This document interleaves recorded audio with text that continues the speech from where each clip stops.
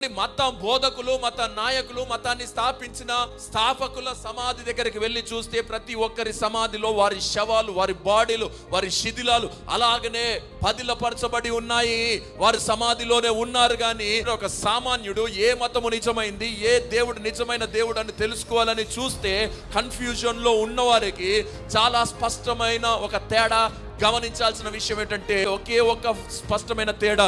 ప్రతి మత నాయకుల సమాధుల దగ్గరికి వెళ్ళి, ఆ మత స్థాపకుల సమాధుల దగ్గరికి వెళ్ళి చూస్తే ప్రతి ఒక్కరి సమాధిలో వారి బాడీస్, శల్యములు అలాగనే పదిలపరచబడినట్లుగా మనం చూస్తూ ఉంటున్నాం. చరిత్రలో ఎక్కడికి వెళ్ళినా, ఏ సమాధి దగ్గరికి వెళ్ళినా. కానీ క్రైస్తవ్యానికి సంబంధించి యేసు క్రీస్తు దానికి మూల పురుషుడు గనుక ఆ సమాధి దగ్గరికి వెళ్ళి చూస్తే ఆయన సమాధిలో లేడు. హల్లెలూయా.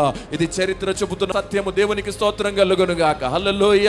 ఇది కట్టు కథ, పిట్ట కథ, లేకపోతే ఊహాజనితంగా కూర్చొని ఒక కవి రాసిన కథ కాదు ఇది. ఇప్పటికీ చరిత్ర సాక్ష్యం చెబుతుంది. ఈ రోజు కూడా మీరు ఒకవేళ టికెట్ పెట్టుకొని ఇజ్రాయెల్ పట్టణానికి వెళ్తే యెరూషలేములో ఖాళీ సమాధి, తెరవబడిన సమాధి కనిపిస్తుంది. దేవునికి స్తోత్రం కలుగును గాక. ఎందుకంటే ఆయన ఇక్కడ లేడు.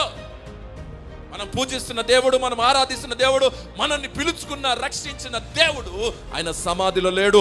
అందరిలాగా చనిపోయాడు, అందరిలాగా సమాధి చేయబడ్డాడు. కానీ అందరిలాగా ఆయన సమాధిలో లేడు. ఆయన పునరుద్ధానుడుగా మరణపు ముళ్ళును విరవడమే కాదు, చావునే చంపి మూడో దినం ఆయన లేచి పునరుద్ధాన శక్తిగా ఆయన తిరిగి లేచి ఆరోహణమై తండ్రి దగ్గరికి వెళ్ళిపోయాడు. మరలా ఆయన మన మధ్యలోనికి రాబోతున్నాడు. హల్లెలూయా.